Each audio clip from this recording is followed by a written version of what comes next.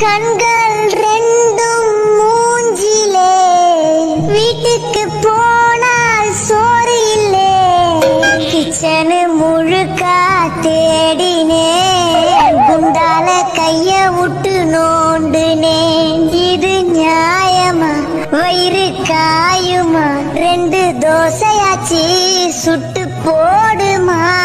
நல்ல சோறு வீட்ல துண்ணு ரொம்ப நாளு ஆனதே, 4 நாளா பட்னியாயிருந்து வயிறு வெந்து போனதே.